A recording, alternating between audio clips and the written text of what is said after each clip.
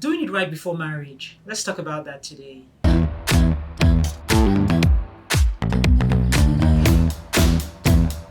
Hello, welcome to True Love Talk. My name is Bridget, Erhabor, author of True Love More Than a Love Affair.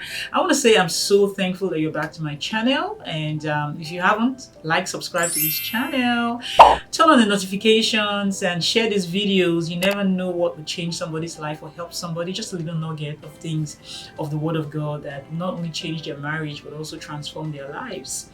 Now, I just completed a mini series I was doing on online dating and courting, because I think that this is an area that people really need to be guided in. But I'm going to something else, but I just couldn't help or rather I plan to go into something else.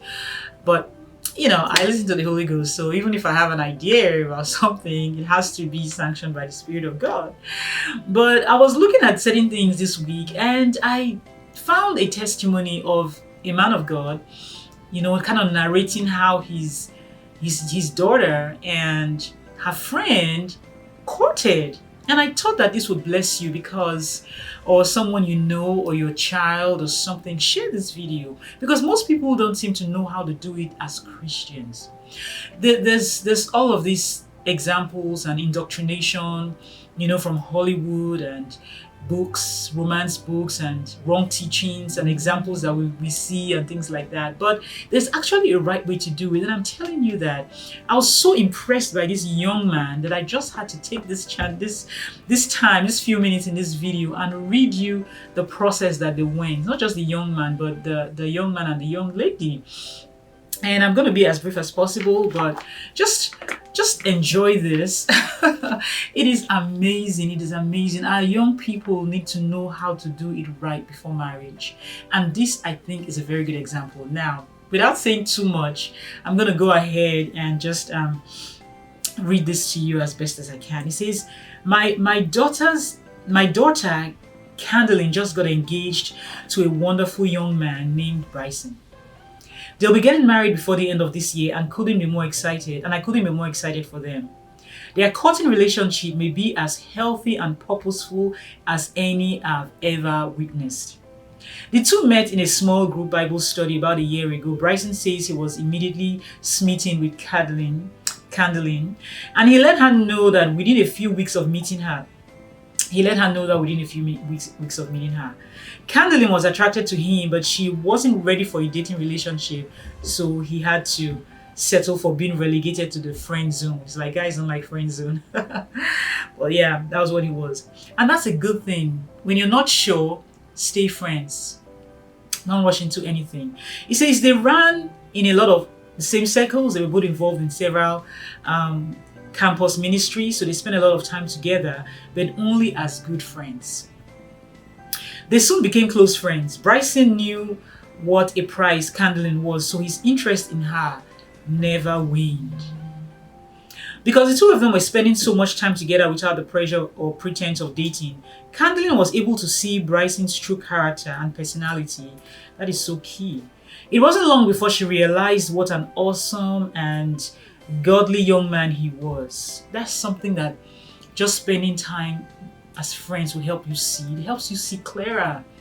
No pressure, just be friends. You get to read the person and see how the person is. So, because the two of them were spending so much time together without the pressure or pretense of dating, Candlin was able to see Bryson's true character and personality. It wasn't long before she realized what an awesome and godly young man he was. He eventually won her heart, so she agreed to date him. That's why Bryson asked to meet me for coffee in order to ask permission to date my daughter. Oh, I think that is so precious. What an honorable young man. I don't believe in casual dating, he told me. I don't think it's right to play with a girl's heart that way, but I've gotten to know Candlin really well over the months, and I'm interested in pursuing a relationship with her. She's the type of girl that I hope to marry someday, so I'd like your permission to court her so we can get to know each other better. I would like to meet this young man. He went on to explain what their dating relationship would look like, including the physical and emotional boundaries he will be setting in place. Wow, what a person of vision. He was intent on keeping their relationship pure and wholesome without even the appearance of impropriety. I'm telling you, this is somebody who knows God. These are signs that you have a relationship with God. Not trying to see how far you can push it, yeah, and get away with things, but doing things the right way. This is so amazing. In fact, they had already discussed the matter and both were committed to reserving their first kiss for the wedding. The more he talked, the better I felt about him. I gave them my blessing and then kept a close watch over the coming months to see how they navigated their courting relationship. That's a good father. I couldn't have been more impressed. When a young man can impress his father-in-law to be, that's a really, really good thing for his daughter. Absolutely. Instead of going out to movies every night, they spent much of their time sitting in our quiet living room, talking, asking each other questions about their dreams for the future. Wow.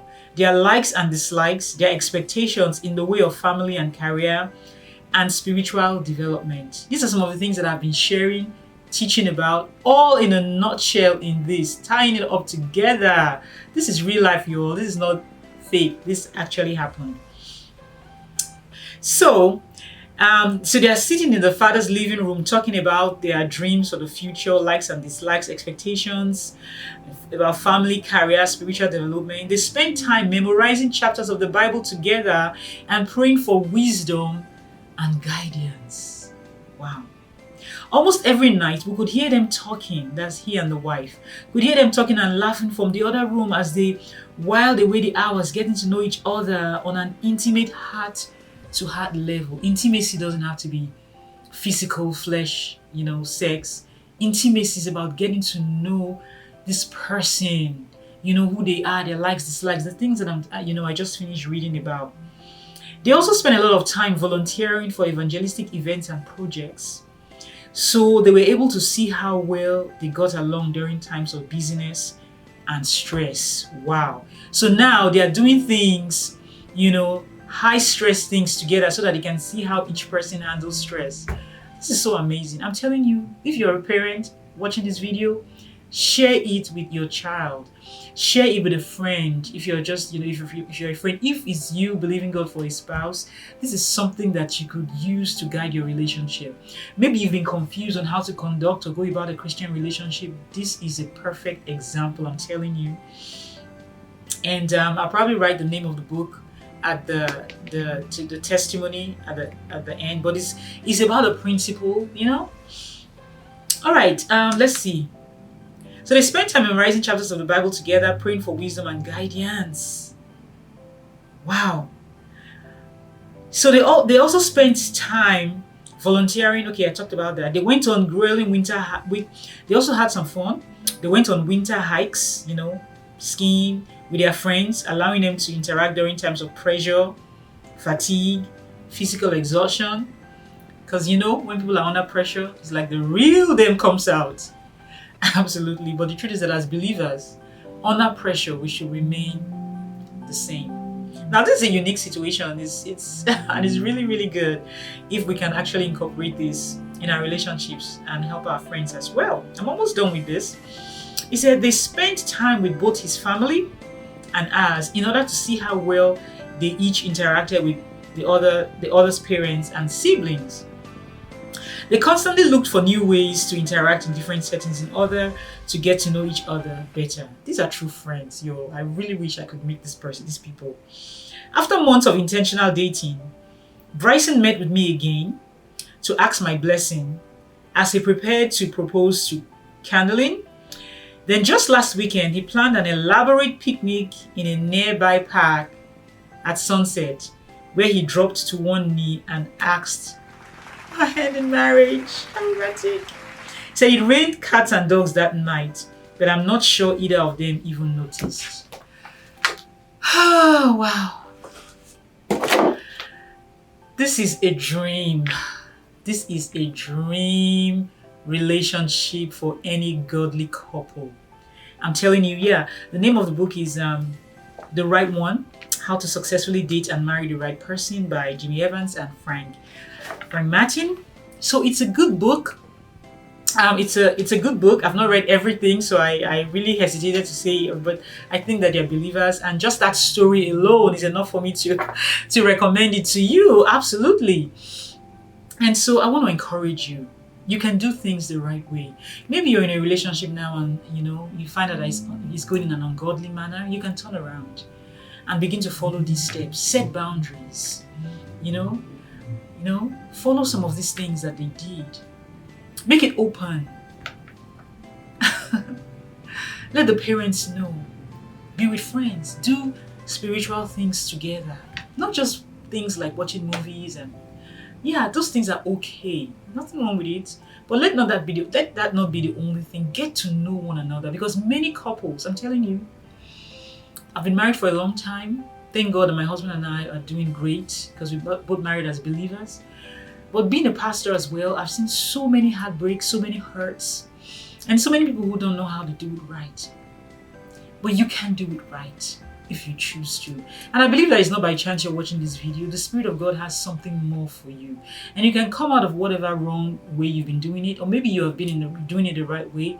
I want to encourage you to keep on, because there are other people who are doing it the same way as well, and you will get the desired results. Absolutely.